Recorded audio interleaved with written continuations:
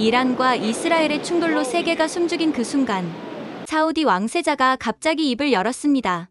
우리는 한국의 행보를 지켜보고 있습니다. 원칙을 지키는 대한민국의 자세에 깊은 인상을 받았습니다. 감사합니다. BBC, CNN, 중동 주요 매체들은 이례적인 발언이라며 특집 분석을 이어가고 있습니다. 더욱 충격적인 것은 타이밍이었습니다. 바로 다음 날 이란과의 운명을 건 회담이 예정되어 있었던 것입니다. 왜 하필 그 시점에 한국을 언급했을까요? 사실 이것은 시작에 불과합니다. 지난 20년간 쌓아온 한국과 사우디의 특별한 관계, 그 놀라운 내막을 지금부터 파헤쳐 보겠습니다. 제 이름은 압둘라흐만 알바시르입니다. 사우디아라비아 외교부에서 25년간 오직 한국만을 담당해온 전문가입니다. 그 역사적인 순간, 저는 리야드 왕궁 회의실에 있었습니다. 살만 국왕이 저를 긴급히 불러들인 바로 그 자리에서 말입니다.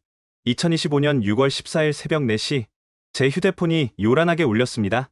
평소라면 절대 받지 않을 시간이었지만 발신자를 보는 순간 잠이 완전히 깼습니다.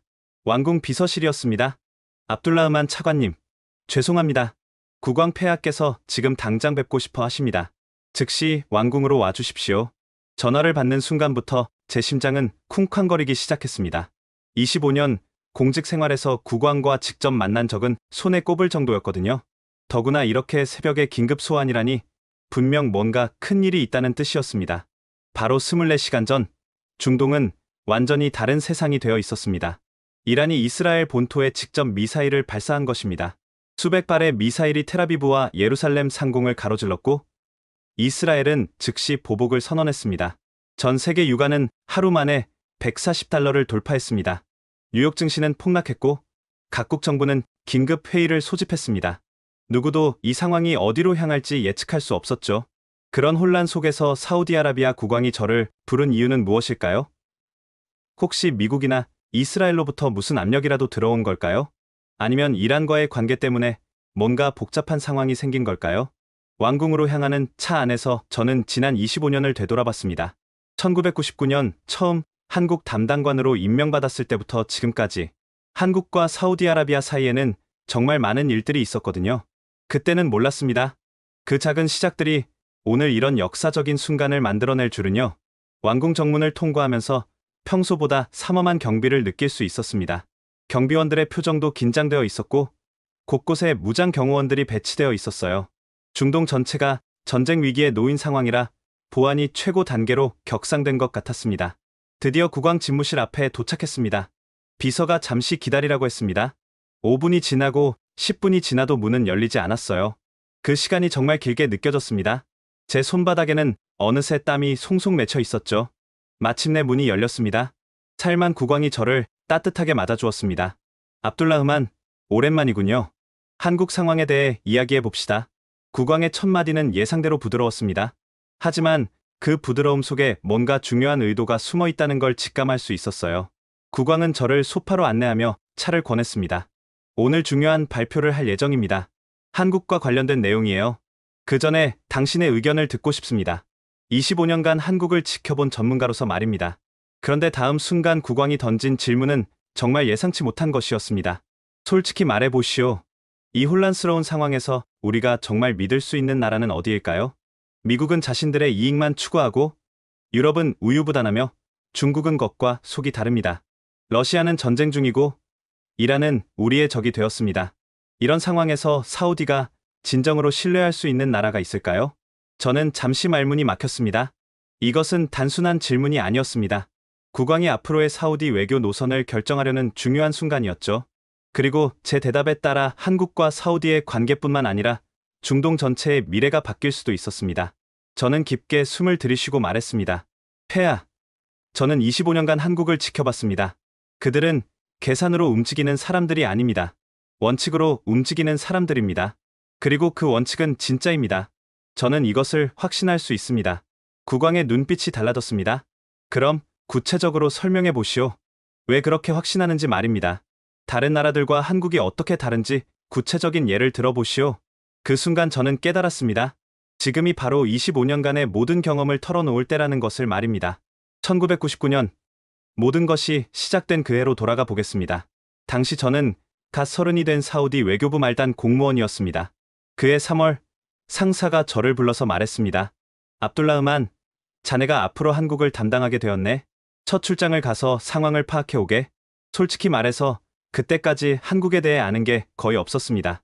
아시아 사룡 중 하나라는 것, 그리고 우리에게서 석유를 사간다는 것 정도였죠. 하지만 서울에 도착하자마자 저는 충격을 받았습니다.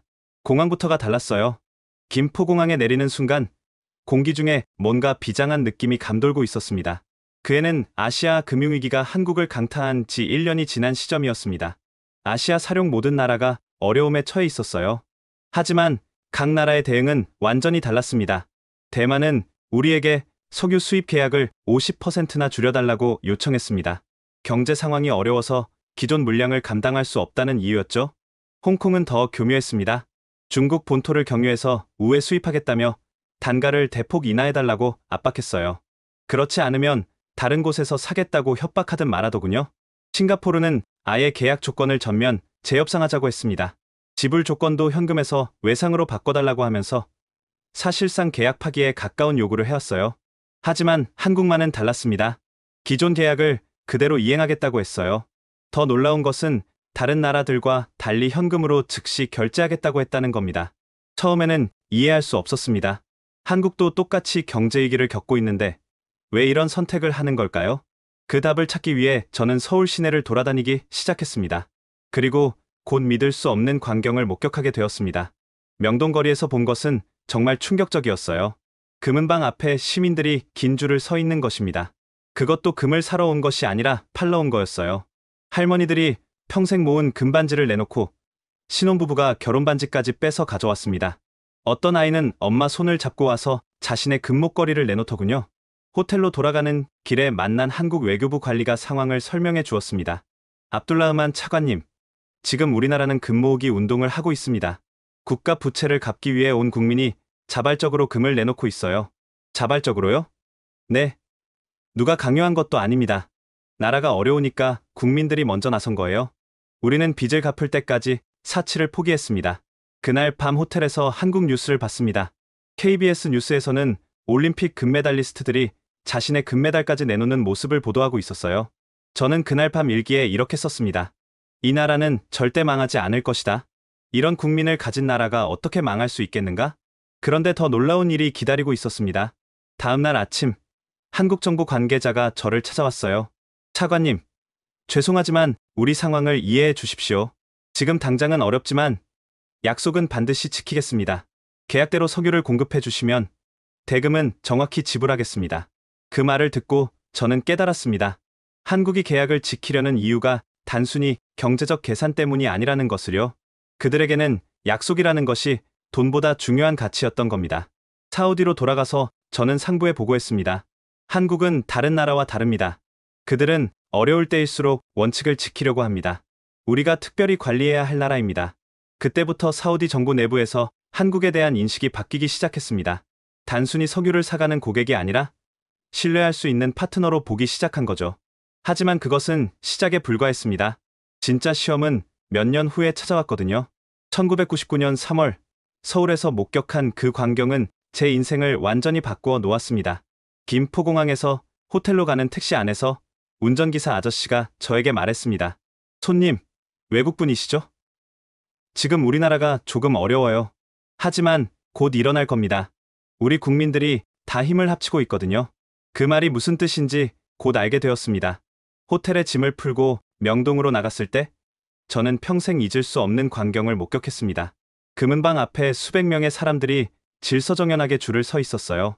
그런데 그들이 금을 사러 온 게 아니라 팔러 온 거였습니다. 가장 충격적이었던 것은 그들의 표정이었어요.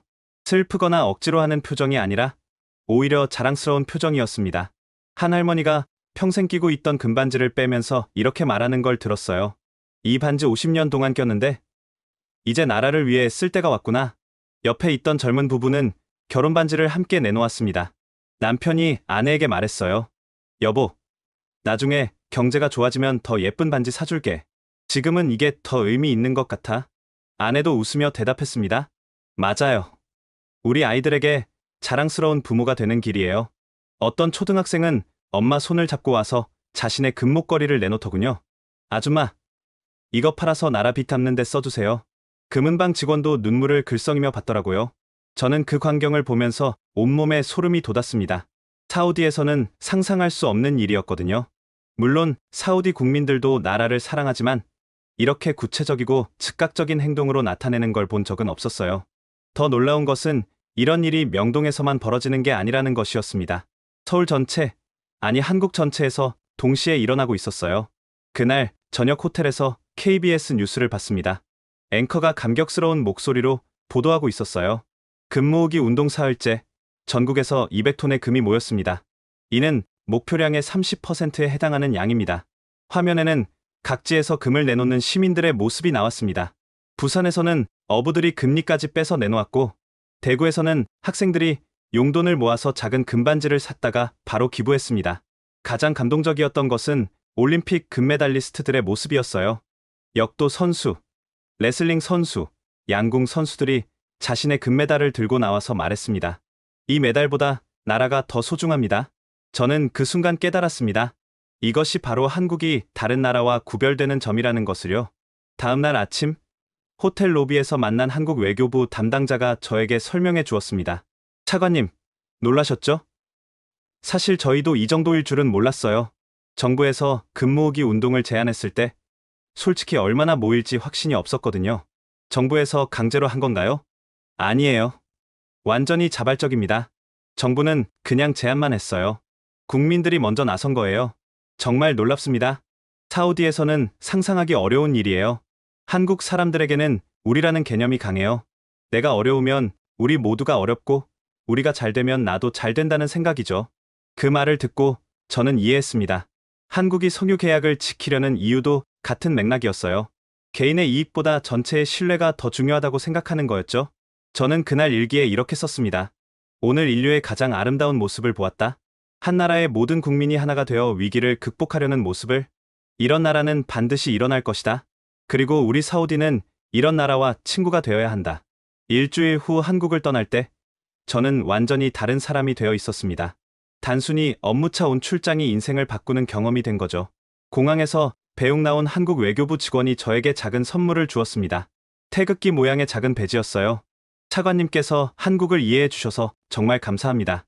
언젠가 한국이 어려울 때 도움을 주신다면 우리는 절대 잊지 않을 겁니다. 그때는 그냥 예의상 하는 말인 줄 알았습니다. 하지만 몇 년 후 그 말이 얼마나 진심이었는지 깨닫게 되었죠. 리야드로 돌아가서 저는 상부에 자세한 보고서를 올렸습니다. 한국은 특별한 나라입니다. 경제적 계산으로만 움직이지 않습니다. 신뢰와 원칙을 중시합니다. 이런 나라와는 장기적 파트너십을 구축해야 합니다. 그 보고서가 사우디 정부의 대한국 정책 방향을 결정하는 데 중요한 역할을 했습니다. 하지만 진짜 시험은 아직 오지 않았어요. 2001년 전 세계를 충격에 빠뜨린 그 사건이 일어나기 전까지는 말입니다. 2001년 9월 11일, 그날은 제 인생뿐만 아니라 전 세계 역사가 바뀐 날이었습니다. 아침 일찍 사무실에 나왔는데 동료가 급하게 뛰어와서 소리쳤습니다. 압둘라 의만, 큰일 났어. 미국에서 테러가 일어났어. 처음에는 무슨 말인지 이해할 수 없었어요. 하지만 텔레비전을 켜는 순간 저는 경악했습니다. 뉴욕의 세계무역센터 쌍둥이 빌딩이 무너지고 있었거든요. 그리고 곧 더 충격적인 소식이 들려왔습니다. 테러범들 중 대부분이 사우디 국적이라는 것이었어요. 그 순간부터 사우디에 대한 전 세계의 시선이 완전히 바뀌었습니다. 우리는 하루아침에 테러 지원국으로 의심받기 시작했어요. 가장 힘든 것은 제 개인적인 상황이었습니다. 제 큰아들 파리드가 그때 미국에서 유학하고 있었거든요. 하버드 대학교에서 경영학을 공부하고 있었는데 갑자기 연락이 끊어졌어요.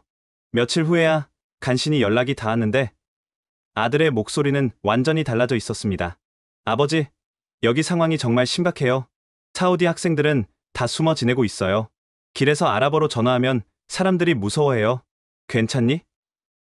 다친 곳은 없고 몸은 괜찮은데 마음이 힘들어요.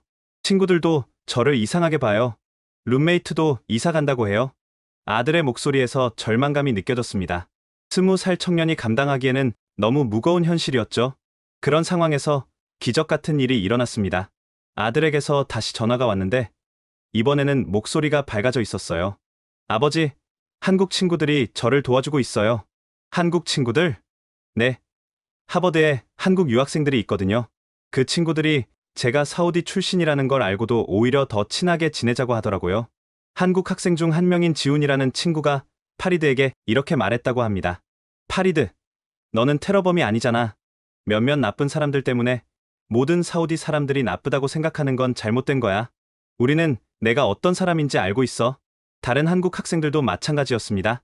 오히려 파리드를 더 챙겨주려고 했어요. 함께 식사도 하고 도서관에서 공부할 때도 같이 다녔습니다. 왜 그러냐고 물어봤더니 한국도 오해받은 경험이 많다고 하더라고요. 일본 때문에 한국도 잘못 알려진 적이 많아서 다른 나라가 오해받는 기분을 안다는 거예요. 그 이야기를 듣고 저는 또 한 번 한국이라는 나라의 특별함을 느꼈습니다. 사실 그때 전 세계적으로 반아랍, 반이슬람 정서가 극에 달해 있었어요. 미국은 물론이고 유럽, 심지어 아시아 국가들까지도 사우디를 의심하는 분위기였습니다. 일본은 노골적으로 사우디와의 거리두기를 시작했어요. 사우디 석유 의존도를 줄이겠다며 대한에너지 개발에 박차를 가했습니다. 일본 언론들은 연일 사우디 왕실과 빈라덴 가문의 연결고리를 의혹으로 제기했어요. 유럽도 마찬가지였습니다. 독일, 프랑스, 영국 모두 사우디 자금이 테러 조직에 흘러들어갔을 가능성을 제기하며 금융거래를 재검토하기 시작했습니다. 하지만 한국만은 달랐어요. 한국 정부의 공식 입장은 명확했습니다. 테러는 어떤 이유로도 정당화될 수 없으며 이슬람과 테러를 동일시해서는 안 된다. 사우디아라비아 국민들도 테러의 피해자이다. 한국 언론들도 균형 잡힌 보도를 했습니다. 테러를 규탄하면서도 무고한 사우디 국민들이 차별받아서는 안 된다고 강조했어요. 더 놀라운 것은 한국 시민들의 반응이었습니다. 서울에 있는 사우디 대사관 앞에 한국 시민들이 찾아와서 위로의 꽃다발을 놓았어요. 그들이 든 피켓에는 이런 글이 적혀 있었습니다. 테러에는 국적이 없습니다. 사우디 친구들을 응원합니다. 저는 그 소식을 듣고 깊은 감동을 받았습니다. 전 세계가 우리를 의심할 때 한국만은 우리를 이해해 주려고 했던 거죠.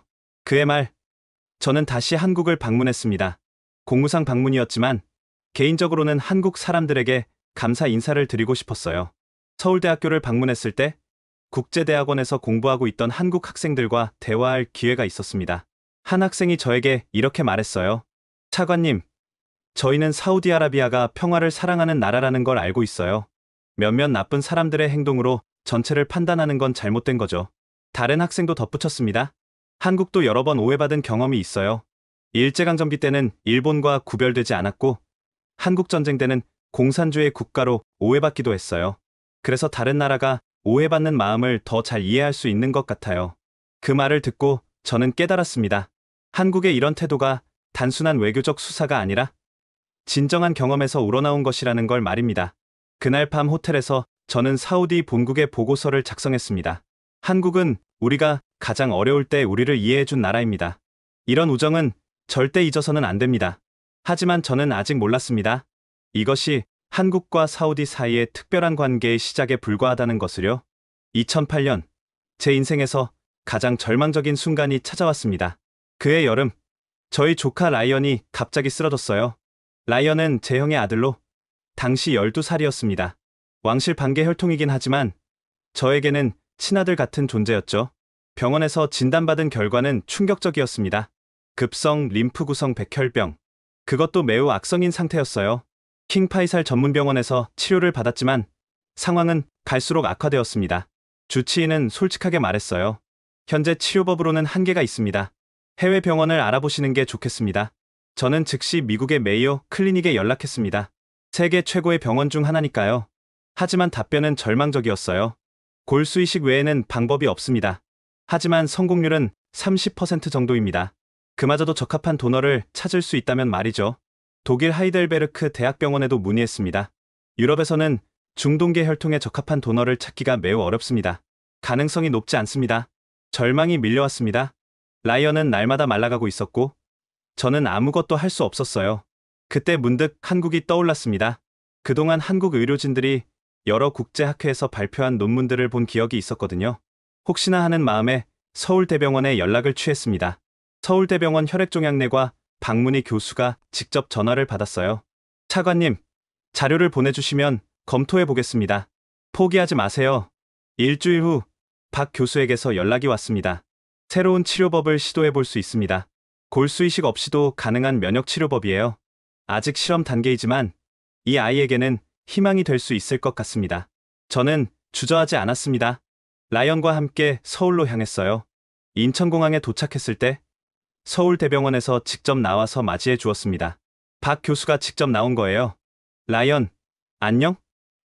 삼촌이 너에 대해 많이 이야기해 주었어. 우리가 꼭 도와줄게. 라이언은 처음에는 낯설어했지만 박 교수의 따뜻한 미소에 금세 마음을 열었어요. 치료가 시작되었습니다. 하루 8시간씩 주 5번의 면역치료였어요. 라이언은 힘들어했지만 용감하게 견뎠습니다. 가장 감동적이었던 것은 한국 의료진들의 정성이었어요. 의사와 간호사들은 물론이고 심지어 청소하는 아줌마까지도 라이언을 자신의 손자처럼 돌봐주었습니다. 특히 김순자 간병사 아줌마는 정말 특별했어요. 50대 중반의 그분은 라이언을 친손자처럼 돌봐주었습니다. 라이언아, 밥 먹어야 해. 안 먹으면 병이 안 나아. 라이언이 한국 음식을 낯설어하자 김 아줌마는 중동 음식을 직접 배워서 만들어 주었어요.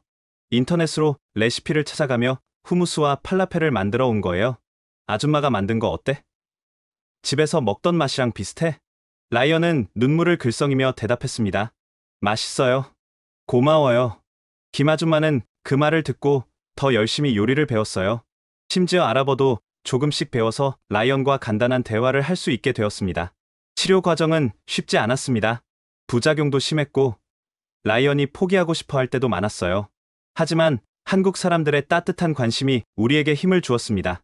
박 교수는 매일 라이언의 상태를 체크하면서 희망적인 말을 해주었어요. 오늘 검사 결과가 어제보다 좋아졌어. 이 속도면 곧 완치될 거야. 간호사들도 마찬가지였어요. 라이언이 힘들어하면 곁에 앉아서 한국 동화책을 읽어주기도 했습니다. 그렇게 6달이 지났습니다. 마침내 박 교수가 기적 같은 소식을 전해주었어요. 완치되었습니다. 더 이상 암세포가 발견되지 않아요. 저는 그 자리에서 울음을 터뜨렸습니다. 박 교수도, 김 아줌마도, 간호사들도 모두 함께 울었어요. 라이언은 그때 한국어로 이렇게 말했습니다. 고마워요. 정말 고마워요. 김 아줌마가 가르쳐준 말이었어요. 라이언은 6달 동안 한국어를 열심히 배웠거든요. 나중에 커서 한국어를 더 잘 배워서 다시 올게요. 한국을 떠나는 날, 인천공항에는 치료진 전체가 배웅 나왔습니다. 박 교수가 라이언에게 선물을 주었어요. 한국 전통 인형이었습니다. 이 인형이 너를 항상 지켜줄 거야. 그리고 잊지 마. 한국에는 너를 사랑하는 사람들이 많다는 걸. 사우디로 돌아간 후 왕실에서는 한국 의료진에게 특별 훈장을 수여했습니다. 박 교수와 김 아줌마, 그리고 라이언을 돌봐준 모든 분들에게 말이죠. 국왕도 직접 감사 서한을 보냈습니다. 한국의 의료진들이 보여준 정성과 사랑에 깊은 감사를 드립니다. 이것이 진정한 인류애라고 생각합니다. 하지만 가장 의미 있는 것은 라이언의 변화였어요. 라이언은 그 후로 한국에 대해 깊은 애정을 갖게 되었습니다. 한국어를 계속 공부했고 한국 대학교에 진학하겠다는 꿈도 갖게 되었어요. 삼촌, 나는 커서 한국과 사우디를 연결하는 일을 하고 싶어요.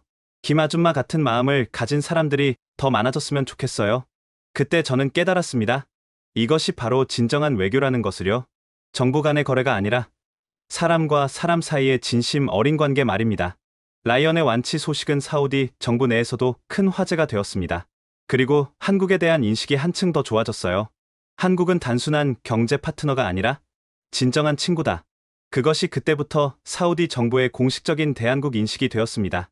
2011년 중동 전체가 거대한 변화의 소용돌이에 휘말렸습니다. 아랍의 봄이라고 불린 그 사건은 우리 사우디에게도 큰 도전이었어요. 모든 것은 튀니지에서 시작되었습니다. 한과일 장수의 분신으로 시작된 시위가 순식간에 전국으로 번졌고 23년간 집권해온 벤 알리 대통령이 축출되었어요. 그 다음은 이집트였습니다. 타흐리르 광장을 가득 메운 시민들의 함성에 30년간 권력을 유지해온 무바라크 대통령마저 물러났습니다. 리비아의 카다피, 시리아의 아사드까지 중동의 강력한 독재자들이 하나둘씩 위기에 처했어요. 사우디 왕실은 깊은 우려에 빠졌습니다. 혹시 이 민주화 바람이 사우디까지 불어올까 하는 걱정이었죠. 왕실 회의에서는 격론이 벌어졌습니다. 서방 국가들이 배후에 있다. 우리를 무너뜨리려는 음모다. 아니다. 이것은 시대의 흐름이다. 우리도 변해야 한다.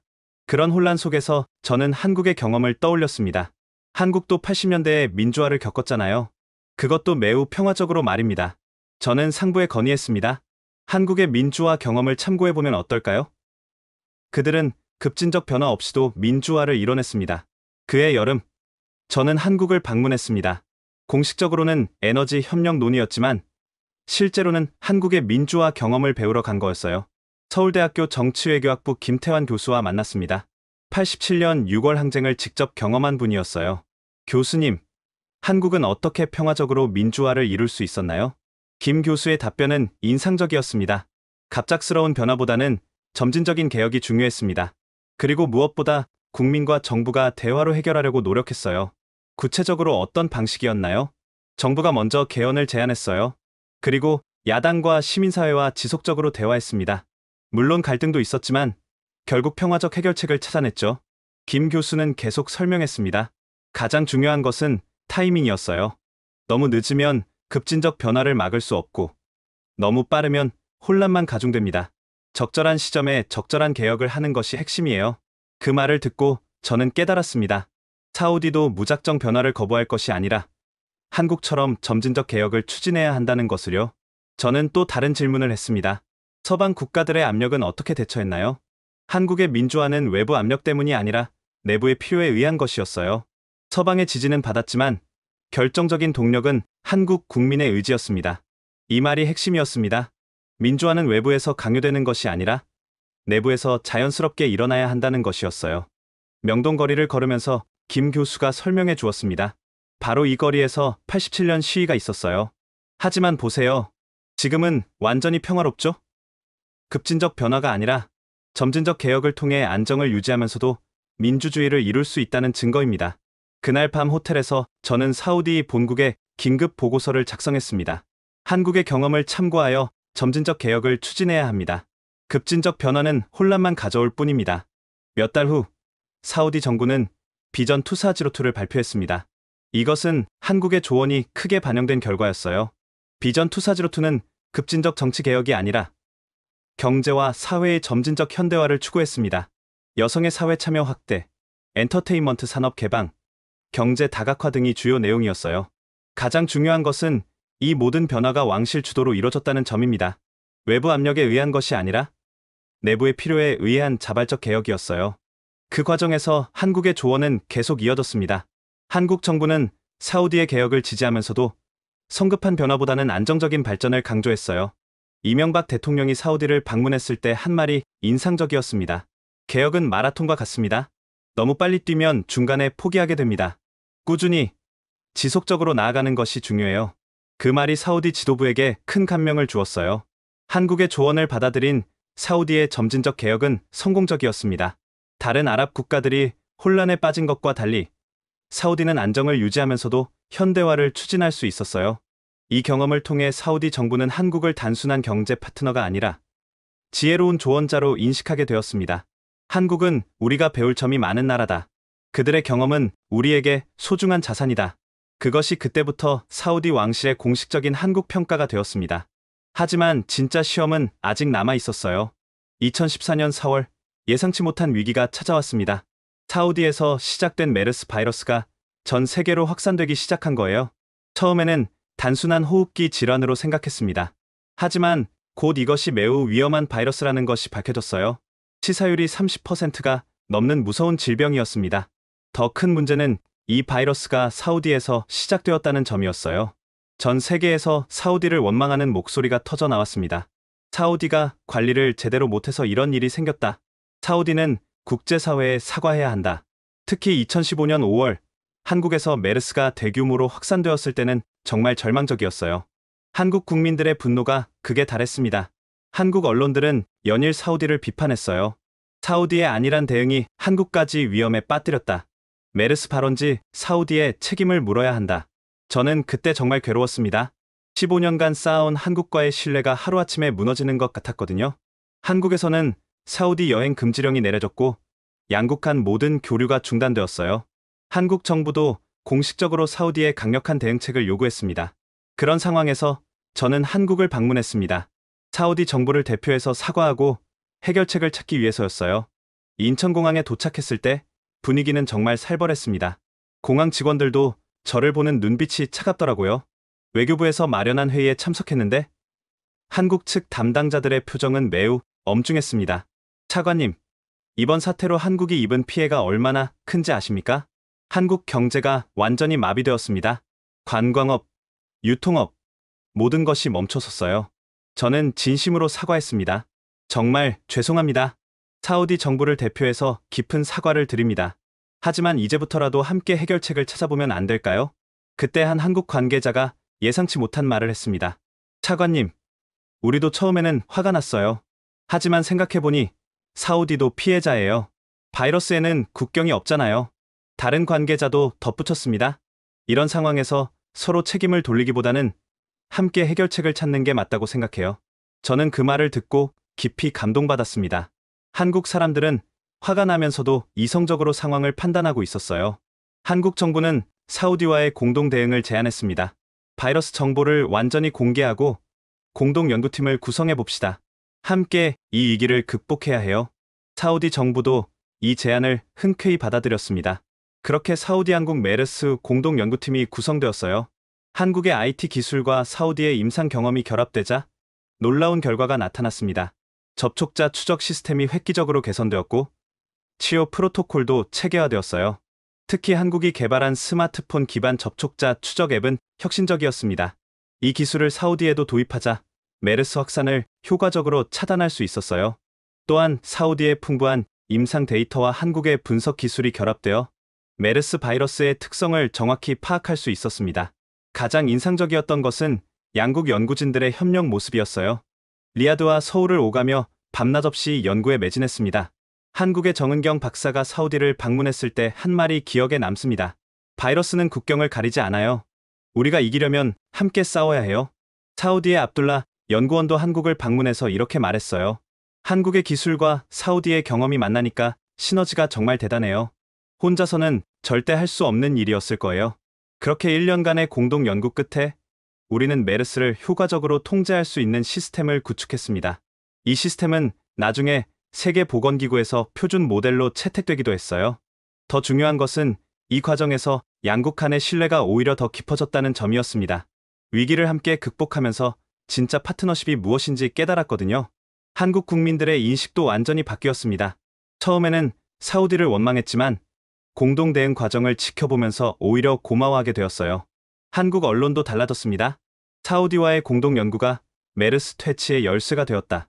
위기 속에서 빛난 한사우디 협력 모델. 그해 말 서울에서 열린 메르스 대응 국제 심포지엄에서 한국 보건복지부 장관이 이렇게 말했습니다. 이번 메르스 사태를 통해 우리는 중요한 교훈을 얻었습니다. 전염병은 누구의 잘못도 아니며 함께 대응할 때만 이길 수 있다는 것입니다. 사우디아라비아는 우리의 소중한 파트너입니다. 사우디로 돌아간 후 저는 왕실에 상세한 보고를 했습니다. 한국은 위기 상황에서 진가를 발휘하는 나라입니다. 감정보다는 이성으로, 비난보다는 해결책으로 접근합니다. 이런 나라와의 협력을 더욱 강화해야 합니다. 왕실도 깊이 감동받았어요. 압둘라 국왕이 직접 한국 대통령에게 감사 서한을 보냈습니다. 한국의 성숙한 대응과 진정한 파트너십에 깊은 감사를 드립니다. 이것이 진정한 우정이라고 생각합니다. 그리고 이때 구축된 방역 시스템이 나중에 한국의 K 방역 모델의 토대가 되었다는 것을 알게 되었을 때 저는 정말 자랑스러웠어요. 코로나19 팬데믹이 전 세계를 강타했을 때 한국이 세계 최고의 방역 모델을 보여준 것도 결국 이때의 경험이 밑바탕이 되었던 거죠. 이 사건을 통해 저는 확신했습니다. 한국은 정말 믿을 수 있는 파트너라는 것을요. 2017년 6월 5일 걸프 지역 역사상 최악의 분열이 시작되었습니다. 그날 새벽 사우디아라비아를 포함한 아랍 4개국이 카타르와의 외교 관계를 완전히 단절한다고 발표한 거예요. 아랍에미리트, 바레인, 이집트까지 함께 한 전례 없는 조치였습니다. 이유는 카타르의 테러 지원 의혹과 이란과의 밀접한 관계 때문이었어요. 더 이상 참을 수 없다는 것이 우리의 입장이었습니다. 카타르는 완전히 고립되었습니다. 하늘길이 막히고 바닷길이 차단되고 심지어 육로까지 봉쇄되었어요. 카타르 국민들은 하루아침에 물과 식량 부족 사태에 직면했습니다. 국제사회의 반응은 엇갈렸습니다. 미국의 트럼프 대통령은 처음에 사우디를 지지했어요. 카타르가 테러를 지원해왔다는 것은 잘 알려진 사실이다. 사우디의 조치를 이해한다. 하지만 시간이 지나면서 미국도 중재에 나서기 시작했습니다. 카타르에 중요한 미군 기지가 있었거든요. 유럽은 처음부터 중립적 입장이었어요. 독일과 프랑스는 대화를 통한 해결을 촉구했지만 구체적인 중재안은 제시하지 못했습니다. 터키와 이란은 아예 카타르 편을 들었어요. 터키는 카타르에 군대까지 파견했고 이란은 카타르에 식량과 생필품을 지원했습니다. 그런 상황에서 한국의 반응은 정말 독특했어요. 한국 정부는 어느 편도 들지 않으면서 이렇게 발표했습니다. 한국은 분단의 아픔을 겪고 있는 나라로서 형제 국가들 간의 분열을 보는 것이 매우 안타깝습니다. 대화를 통한 평화적 해결을 간절히 바랍니다. 이 발표를 듣고 저는 깊이 감동받았습니다. 한국은 자신들의 아픈 경험을 바탕으로 우리 상황을 바라보고 있었어요. 며칠 후 한국 외교부에서 저에게 연락이 왔습니다. 차관님, 한국 정부가 비공식 중재를 제안하고 싶습니다. 공식적인 중재자가 되겠다는 것이 아니라 뒤에서 조용히 도울 수 있는 방법을 찾고 싶어요. 저는 즉시 리야드에 보고했습니다. 왕실의 반응은 의외로 긍정적이었어요. 한국이라면 신뢰할 수 있다. 그들의 제안을 들어보자. 그해 7월, 저는 비밀리에 서울을 방문했습니다. 청와대에서 열린 비공개 회의였어요. 한국의 강경화 외교부 장관이 직접 나와서 말했습니다. 차관님, 한국은 70년간 분단의 아픔을 겪고 있습니다. 형제가 서로 등을 돌리는 것이 얼마나 고통스러운지 누구보다 잘 알아요. 하지만 우리도 어쩔 수 없는 상황이었습니다. 카타르의 행동은 강 장관이 저의 말을 조용히 끊었습니다. 차관님, 저희가 편을 가르려는 게 아니에요. 다만 대화가 단절되면 오해만 더 깊어진다는 걸 말씀드리고 싶어요. 그리고 한국이 제시한 해결 방안은 정말 지혜로웠습니다. 공개적인 중재보다는 비공식 대화 창구를 만들어 보면 어떨까요? 한국이 메신저 역할을 할 수 있어요. 한국의 제안은 이랬습니다. 양측이 직접 만나기 어려우니 한국이 중간에서 메시지를 전달하자는 거였어요. 공식적인 것이 아니라 완전히 비공개로 말입니다. 강 장관은 계속 설명했습니다. 한국의 분단 경험에서 배운 게 있어요. 아무리 갈등이 심해도 대화 채널은 유지해야 한다는 것입니다. 완전히 단절되면 나중에 복구하기가 더 어려워져요. 저는 그 말에 깊이 공감했습니다. 실제로 사우디 내부에서도 카타르와의 관계를 완전히 끊는 것에 대한 우려가 있었거든요. 한국은 정말 세심하게 중재 역할을 했습니다. 양측의 입장을 정확히 전달하면서도 감정적인 표현은 순화해서 전했어요. 예를 들어 사우디가 카타르는 테러 지원국이라고 하면 한국은 사우디가 카타르의 일부 정책에 대해 깊은 우려를 표명했다고 전달했습니다. 반대로 카타르가 사우디는 패권주의 국가라고 하면 카타르가 지역 내 역학관계에 대해 다른 견해를 갖고 있다고 표현했어요. 이런 방식으로 양측의 감정적 대립을 완화시키면서 실질적인 대화 가능성을 열어갔습니다. 가장 인상적이었던 것은 한국 외교관들의 끈기였어요. 몇 달 동안 계속해서 양측을 설득했습니다. 지금 당장은 어려워도 언젠가는 다시 형제가 되어야 하지 않겠습니까? 분단된 한국의 입장에서 여러분의 통합이 얼마나 소중한지 모릅니다. 물론 즉각적인 효과는 없었어요. 카타르 봉쇄는 3년 반이나 계속되었습니다. 하지만 한국의 노력은 헛되지 않았어요. 2021년 1월 드디어 아룰라 정상회의에서 걸프 화해가 이뤄졌을 때 사우디 왕실은 한국의 역할을 잊지 않았습니다. 국왕이 직접 한국 대통령에게 감사 전화를 걸었어요. 한국의 조용한 노력이 오늘의 화해를 가능하게 했습니다. 진정한 친구는 어려울 때 함께해주는 사람이라는 걸 다시 한번 깨달았습니다. 그 전화를 받은 대통령의 답변도 인상적이었어요. 분단 국가로서 통합의 소중함을 누구보다 잘 알고 있습니다. 걸프 지역의 평화가 곧 세계의 평화입니다. 이 사건을 통해 한국은 중동에서 믿을 수 있는 중재자로 인정받게 되었습니다. 어느 편도 들지 않으면서 모두를 배려하는 균형 감각, 그것이 한국만의 특별한 외교 철학이었어요. 2020년 3월 도쿄올림픽을 앞두고 예상치 못한 사건이 일어났습니다. 일본 외무성에서 각국 외교부에 공문을 보낸 거예요. 도쿄올림픽 공식 지도에서 독도를 다케시마로 표기하겠다는 내용이었습니다. 그러면서 각국도 공식 문서에서 일본 표기를 따라달라고 요청했어요. 사우디 외교부에도 당연히 그 공문이 도착했습니다. 그리고 일본 대사가 직접 저를 면담 요청했어요. 리야드 주재 일본 대사관에서 만난 다나카 대사는 정중하지만 단호한 어조로 말했습니다. 차관님, 다케시마는 역사적으로 일본 고유의 영토입니다. 한국이 불법 점거하고 있는 것이죠. 사우디아라비아도 국제법을 존중하는 나라로서 일본의 입장을 지지해 주시기 바랍니다. 다나카 대사는 준비해온 자료를 펼쳐 보이며 계속 설명했습니다. 이것은 단순한 영토 문제가 아닙니다. 국제 질서와 법치주의의 문제예요. 사우디가 올바른 판단을 해주시길 바랍니다. 마지막에는 은근히 압박도 했어요. 일본과 사우디 간에는 중요한 경제 협력 관계가 있지 않습니까? 서로 도움이 되는 방향으로 결정해 주시기 바랍니다. 저는 그 자리에서 즉답을 피했습니다. 대사님의 말씀을 잘 들었습니다. 상부에 보고하고 검토해 보겠습니다. 사실 그 순간 제 머릿속에는 복잡한 생각들이 오갔어요. 일본도 사우디에게 중요한 파트너였거든요. 경제적으로는 한국보다 훨씬 큰 규모의 거래를 하고 있었습니다. 하지만 동시에 지난 20년간 한국과 쌓아온 신뢰도 무시할 수 없었어요. 특히 라이언의 치료 과정에서 경험한 한국인들의 진심은 단순한 경제 논리로 설명할 수 없는 것이었습니다. 외교부로 돌아가서 저는 관련 자료를 조사하기 시작했습니다. 독도 문제에 대한 역사적 배경과 국제법적 쟁점들을 면밀히 검토했어요. 조사하면서 저는 흥미로운 사실을 발견했습니다. 독도 문제와 팔레스타인 문제 사이에 묘한 유사점이 있다는 것이었어요. 두 경우 모두 강대국이 약소국의 영토를 차지하려 한다는 공통점이 있었습니다. 일본의 독도 주장은 제국주의 시대의 강제 편입에 근거하고 있었고, 이스라엘의 팔레스타인 점령도 비슷한 맥락이었어요. 더 중요한 것은 한국과 팔레스타인 모두 역사적으로 강대국의 침략을 받은 경험이 있다는 점이었습니다. 일제강점기의 한국과 오스만 제국 이후의 팔레스타인은 비슷한 아픔을 겪었어요. 저는 상부에 보고서를 올렸습니다. 독도 문제는 단순한 영토 분쟁이 아니라 역사적 정의의 문제입니다.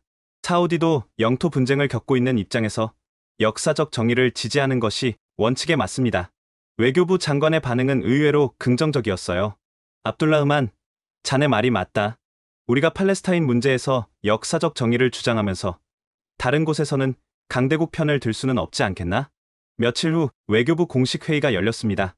독도 표기 문제를 어떻게 처리할지 결정하는 자리였어요. 회의에서 일부는 일본 편을 드는 것이 경제적으로 유리하다고 주장했습니다. 일본과의 경제 협력 규모를 생각하면 일본 요청을 받아들이는 게 현실적이지 않겠습니까? 하지만 저는 다른 관점을 제시했습니다. 장관님, 사우디아라비아는 원칙을 중시하는 나라입니다. 경제적 이익보다는 역사적 정의가 우선되어야 하지 않을까요? 그리고 제가 준비한 자료를 바탕으로 설명했습니다. 일본의 독도 강제 편입은 명백한 제국주의적 침탈이었습니다. 이를 인정하는 것은 강대국의 침략을 정당화하는 것과 같습니다. 그럼 한국 편을 들자는 말인가? 편을 든다기보다는 역사적 사실을 인정하자는 것입니다. 독도는 한국이 먼저 발견하고 실효 지배해온 땅입니다. 결국 사우디 외교부는 기존 표기를 유지하기로 결정했습니다. 공식 문서에서 독도를 계속 독도로 표기하겠다는 것이었어요. 일본 대사가 다시 항의하러 왔을 때 저는 이렇게 답변했습니다. 대사님, 사우디아라비아도 영토 분쟁을 겪고 있는 나라입니다. 우리는 역사적 정의를 지지할 수밖에 없습니다. 하지만 경제협력에 영향을 미칠 수 있습니다. 외교는 경제적 계산만으로 이뤄지는 것이 아닙니다. 원칙도 중요하죠. 그 결정이 한국에 알려졌을 때 한국 외교부에서 감사 인사가 왔습니다. 사우디아라비아의 원칙적 입장에 깊은 감사를 드립니다. 역사적 정의를 지켜주신 것에 대해 한국 국민들이 매우 고마워하고 있습니다. 하지만 저에게는 그것이 당연한 선택이었어요. 지난 20년간 한국이 보여준 일관된 원칙을 생각하면 우리도 같은 원칙으로 대응하는 것이 맞다고 생각했거든요. 2022년 2월 24일 세계를 뒤흔든 사건이 일어났습니다. 러시아가 우크라이나를 침공한 거예요. 전 세계는 순식간에 양극화되었습니다. 서방 국가들은 러시아에 대한 강력한 제재를 발표했고 중국과 인도는 중립을 표방하며 러시아와의 관계를 유지했어요. 사우디는 매우 어려운 입장에 처했습니다.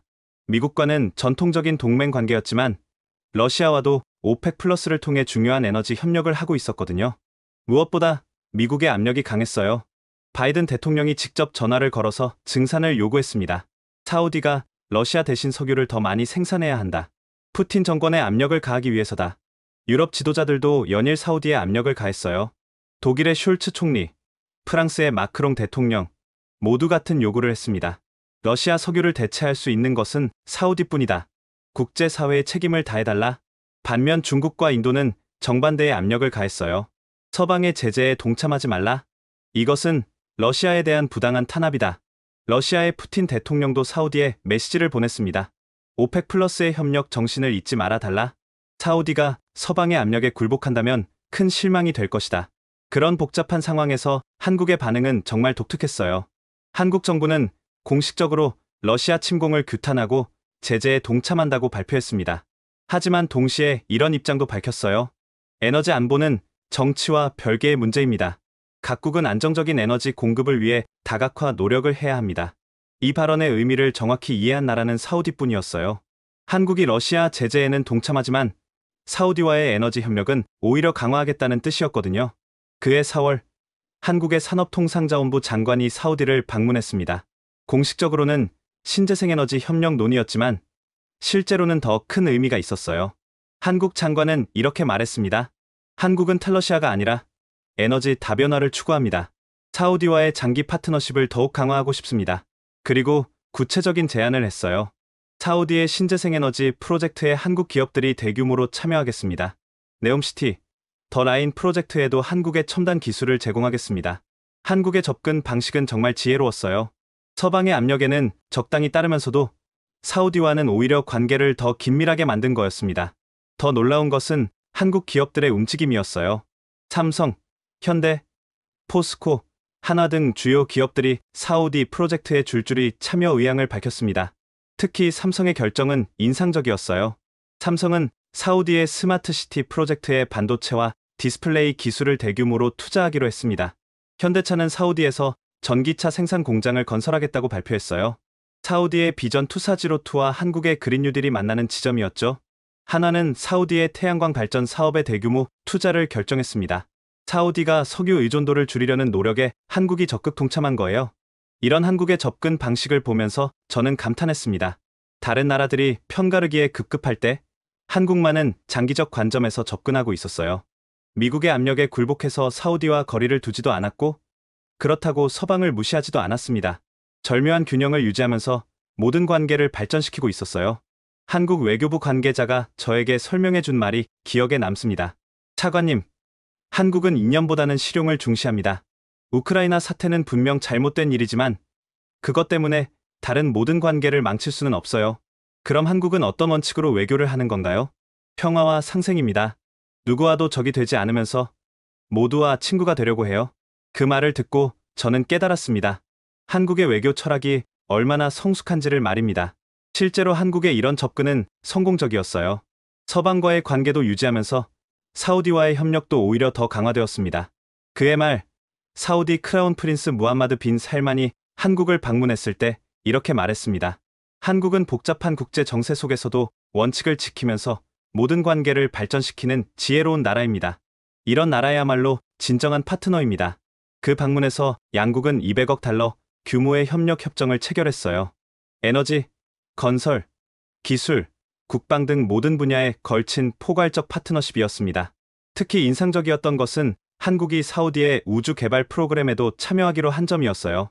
한국의 누리호 성공 경험을 바탕으로 사우디의 우주 기술 개발을 지원하겠다는 것이었습니다. 이 모든 것을 지켜보면서 저는 확신했습니다. 한국은 정말 특별한 나라라는 것을요. 복잡한 국제 정세 속에서도 흔들리지 않는 균형 감각, 그것이 한국만의 힘이었습니다. 이야기는 다시 2025년 6월 14일로 돌아갑니다. 살만 국왕과의 면담이 있던 바로 그날 말이에요. 왕궁 집무실에서 저는 25년간의 모든 경험을 국왕에게 털어놓았습니다.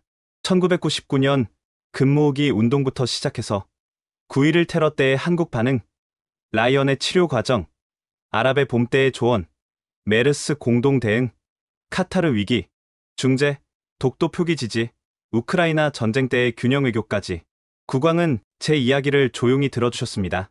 때로는 고개를 끄덕이시고 때로는 깊은 생각에 잠기시기도 했어요. 제가 모든 이야기를 마치자 국왕이 말씀하셨습니다. 압둘라흐만, 그동안 정말 수고했습니다. 당신 덕분에 우리가 한국이라는 특별한 친구를 얻을 수 있었어요. 그리고 국왕은 창문 밖을 바라보며 계속 말씀하셨습니다. 지금 중동은 완전히 혼란에 빠져 있습니다. 이란과 이스라엘이 직접 미사일을 주고받는 상황이에요.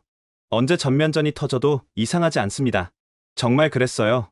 24시간 전 이란이 이스라엘 본토에 직접 미사일을 발사했고 이스라엘도 즉시 보복을 선언했습니다. 중동 전체가 화약고가 된 상황이었어요. 미국은 우리에게 이스라엘을 지지하라고 압력을 가하고 있습니다. 이란을 완전히 고립시키자고 하죠. 하지만 그렇게 되면 중동은 더 큰 혼란에 빠질 겁니다. 유럽은 평화를 말하지만 구체적인 해결책은 없어요.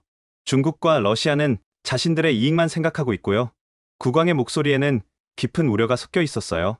이런 상황에서 우리가 믿을 수 있는 나라는 어디일까요? 누가 진정으로 중동의 평화를 원하고 있을까요? 그때 국왕이 저를 직접 바라보며 말씀하셨습니다.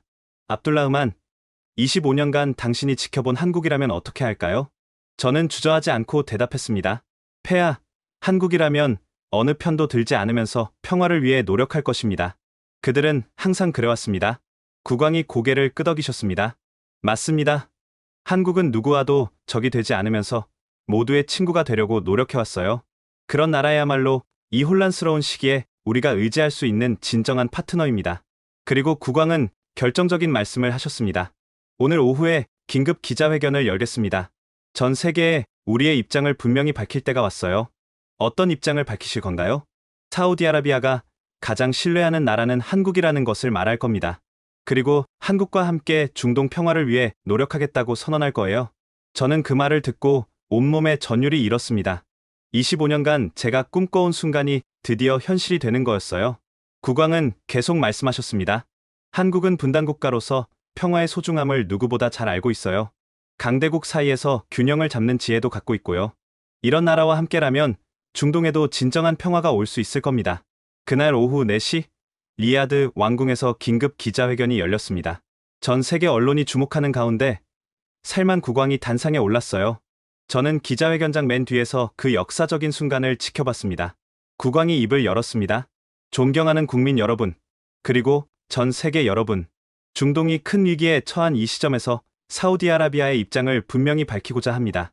기자회견장이 숨을 죽였습니다. 사우디아라비아는 평화를 원합니다. 이란과 이스라엘 간의 갈등이 더 이상 확산되지 않기를 바랍니다. 우리는 어느 한편을 들지 않겠습니다. 대신 대화와 협상을 통한 평화적 해결을 지지합니다. 여기까지는 예상 범위 내의 발언이었어요. 하지만 다음 발언은 모든 사람을 놀라게 했습니다. 이런 어려운 시기에 사우디아라비아가 가장 신뢰하는 나라는 대한민국입니다.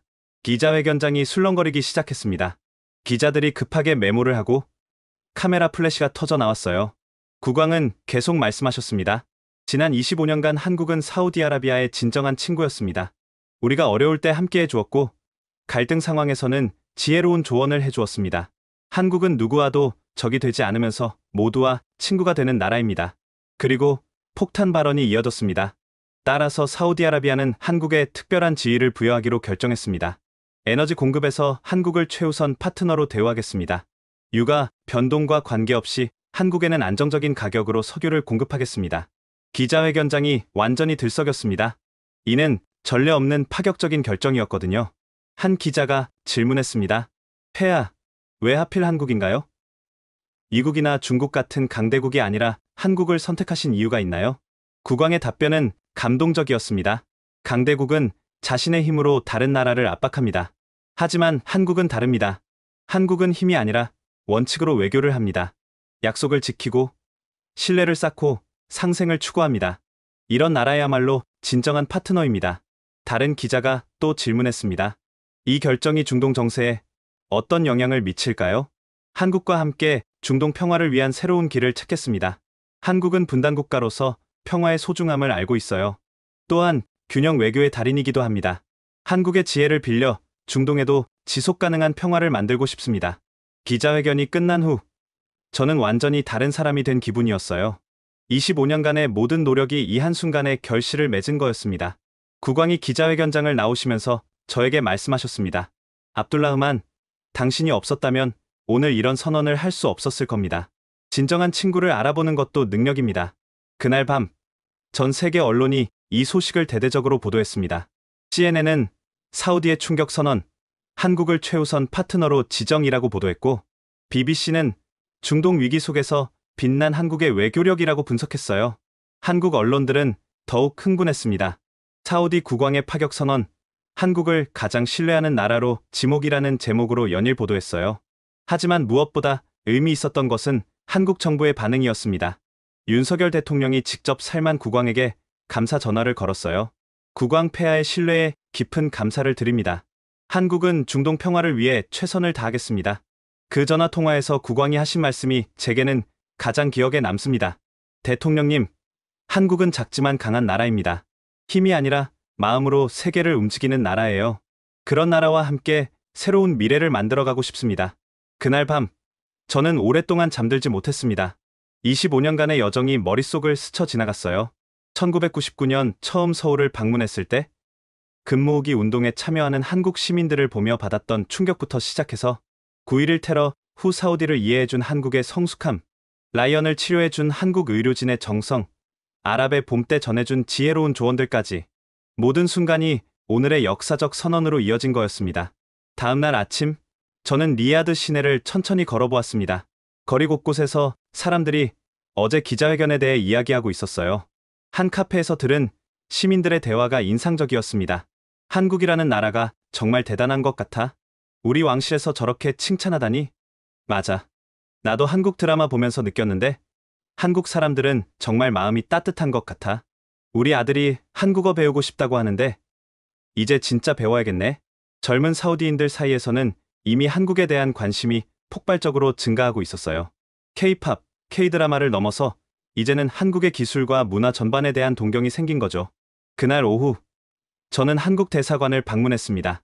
김태진 대사와 만나서 앞으로의 협력 방안에 대해 논의하기 위해서였어요. 김 대사는 환한 미소로 저를 맞이했습니다. 차관님, 어제 기자회견 정말 감동적이었어요. 한국 국민들이 모두 감격해하고 있습니다. 대사님, 이제 시작입니다. 앞으로 더 큰 협력을 만들어가야 해요. 우리는 구체적인 협력 계획을 논의했습니다. 에너지 분야에서는 한국의 원전 기술과 사우디의 신재생에너지 프로젝트를 연결하기로 했어요. 기술 분야에서는 한국의 반도체, 디스플레이 기술과 사우디의 네옴시티 프로젝트를 결합하기로 했습니다. 문화 교류도 대폭 확대하기로 했어요. 한국어 교육을 사우디 전역으로 확산시키고 사우디 학생들의 한국 유학도 늘리기로 했습니다. 가장 의미 있었던 것은 평화협력 방안이었어요. 한국의 분단 극복 경험과 사우디의 지역 영향력을 결합해서 중동 평화에 기여하자는 것이었습니다. 김 대사가 말했습니다. 차관님, 한국과 사우디가 함께라면 정말 새로운 가능성이 열릴 것 같아요. 양국 모두 강대국의 압력 속에서도 자주성을 지켜온 나라잖아요. 저도 동감했습니다. 맞습니다. 우리는 힘의 논리가 아니라 신뢰의 논리로 관계를 맺어왔어요. 이런 관계가 세계 평화의 모델이 될 수 있을 거예요. 그날 저녁, 저는 집에서 아들 파리드와 조카 라이언과 함께 저녁을 먹었습니다. 파리드는 이제 35이 되어 외교관이 되었고 라이언은 29이 되어 의사가 되었어요. 파리드가 말했습니다. 아버지, 정말 자랑스러워요. 25년간 아버지가 쌓아온 것들이 이런 결과를 만들어낸 거잖아요. 라이언도 덧붙였습니다. 삼촌, 저는 한국에서 새 생명을 얻었어요. 이제 그 은혜를 갚을 때가 온 것 같아요. 저도 한국과 사우디를 연결하는 일을 하고 싶어요. 두 젊은이의 말을 들으면서 저는 깨달았습니다. 진정한 외교는 정부 간의 거래가 아니라 사람과 사람 사이의 신뢰라는 것을요. 며칠 후 한국에서 놀라운 소식이 들려왔습니다. 한국 정부가 한사우디 미래 동반자 협정을 제안한 거예요. 이는 단순한 경제 협력을 넘어서 평화, 기술, 문화 모든 분야에서의 포괄적 파트너십이었습니다. 특히 인상적이었던 것은 중동 평화 이니셔티브였어요. 한국의 분단 경험과 평화 노력을 바탕으로 중동 지역의 갈등 해결에 기여하겠다는 것이었습니다. 윤석열 대통령이 직접 발표한 이 이니셔티브는 다음과 같았습니다. 한국은 70년간 분단의 아픔을 겪어왔습니다. 그 과정에서 평화의 소중함을 뼈저리게 느꼈어요. 이제 그 경험을 중동 평화를 위해 나누고 싶습니다. 이 제안에 사우디뿐만 아니라 다른 중동 국가들도 큰 관심을 보였어요. 아랍에미리트, 쿠웨이트, 카타르까지 한국의 중재 역할에 기대를 표명했습니다. 저는 이 모든 변화를 지켜보면서 확신했습니다. 한국과 사우디의 특별한 관계가 단순히 양국의 이익을 넘어서 지역 평화와 세계 평화에 기여할 수 있다는 것을요. 사막의 지혜와 반도의 기적이 만났을 때 새로운 가능성이 열리는 것 같았습니다. 자원과 기술의 결합, 전통과 혁신의 조화, 그리고 무엇보다 서로에 대한 깊은 신뢰와 존중. 이것이야말로 21세기 새로운 외교의 모델이라고 생각했습니다. 지금까지 압둘라흐만 알바시르의 25년 증언을 들어보았습니다. 어떠셨나요? 1999년 금모으기 운동에서 시작된 작은 감동이 25년 후 중동을 뒤흔드는 역사적 선언으로 이어졌습니다. 한국이 보여준 일관된 원칙과 신뢰가 결국 세계 최대 산유국의 마음을 움직인 거죠. 어려울 때 함께하고 갈등 상황에서는 균형을 잡으며 누구와도 적이 되지 않으면서 모든 사람의 친구가 되려고 노력한 결과입니다. 특히 사우디가 독도를 한국 영토로 인정한 것처럼 작은 나라의 정의로운 목소리도 결국 강대국을 움직일 수 있다는 것을 보여주었어요. 한국의 외교력이 이제 중동 평화의 열쇠가 되고 있습니다. 분단 국가의 아픔을 겪은 우리나라가 오히려 세계 평화의 중재자 역할을 하게 된 거죠. 정말 자랑스럽지 않으신가요? 이런 대한민국의 뛰어난 외교 성과를 더 많은 사람들이 알 수 있도록 우리나라의 진정한 국격을 널리 알리기 위해 이 영상을 꼭 공유해주세요. 구독과 좋아요도 잊지 마시고요. 앞으로도 세계가 인정하는 대한민국의 저력을 보여주는 더욱 감동적인 이야기들로 찾아뵙겠습니다. 지금까지 코리아 원더풀이었습니다. 감사합니다.